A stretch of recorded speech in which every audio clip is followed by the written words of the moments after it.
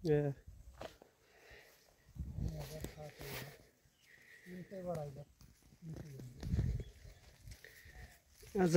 घुमाई काकडभिट्टाको चिया बगानमा चिया टिप्ने कार्यक्रम भइरहेछ।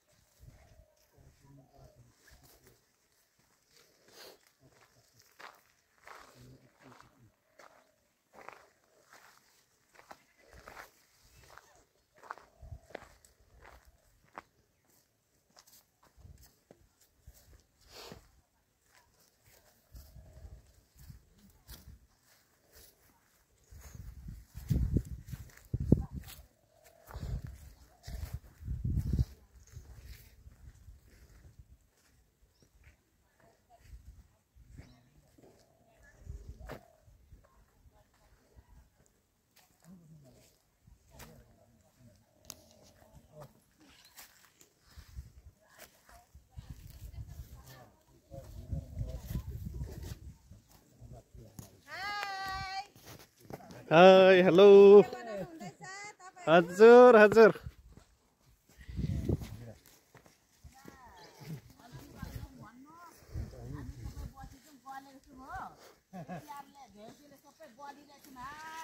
हाय हाय ल ल टिप्नु टिप्नु राम्रोसँग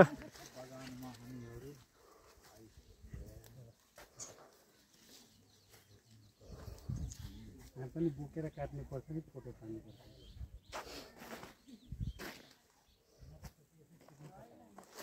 माथि माथि उचित छ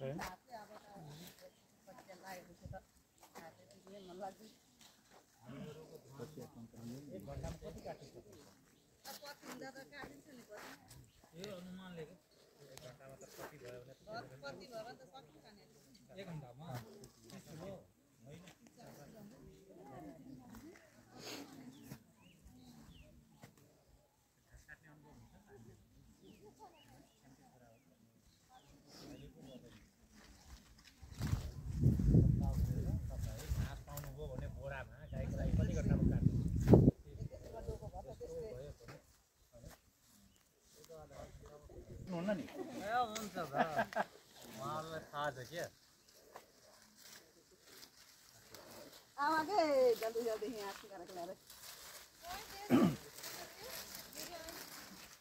हैन देवानी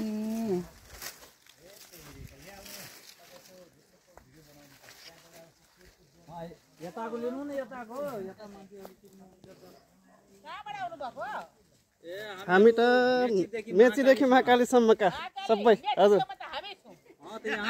हामी महाकालीतिरको हजुर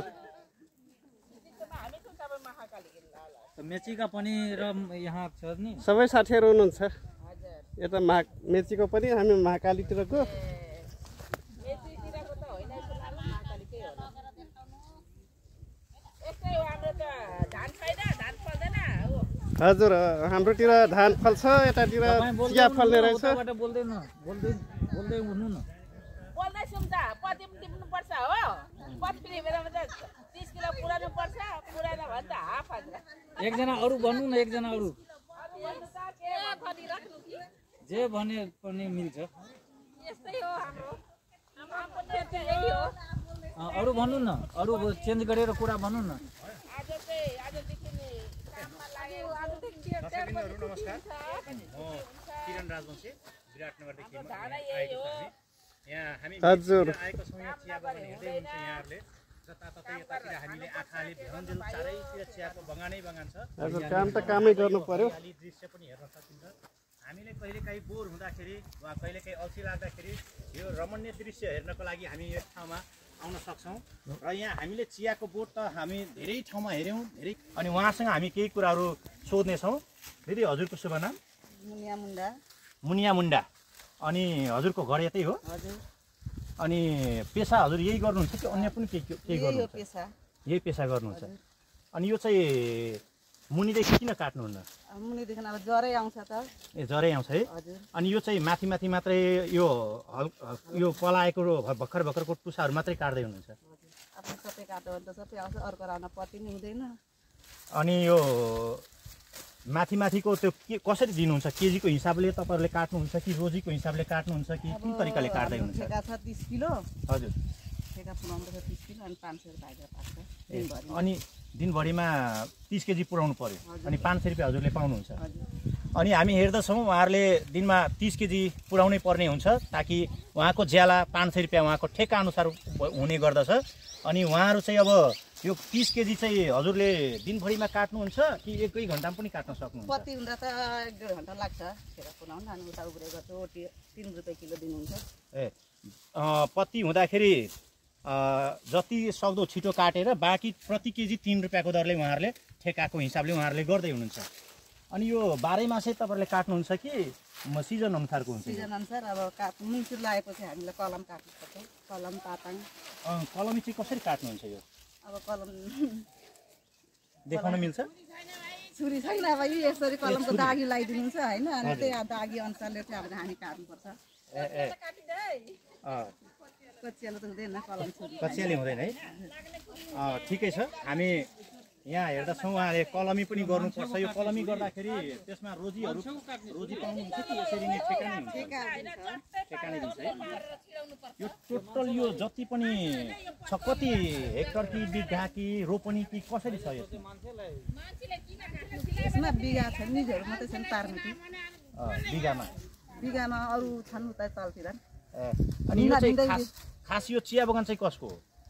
खास चिया बगान बिक्की मालिक छैन, दिनेशको हो। दिनेशको? दिनेश उता सिलगढीको। सिलगढीको। उहाँ जे होस् उता इन्डियाको हुनुहुन्छ। हजुर। अनि यो चाहिँ उहाँले यो सेल चाहिँ बेच्नलाई उतै लानुहुन्छ कि नेपालमा गर्नुहुन्छ? नेपालमै ठेका दिनुभएको छ। नेपालमै ठेका दिनुभएको छ। अनि यो बढीमा उत्पादन भएर नेपालतिर नै निर्यात हुन्छ यो?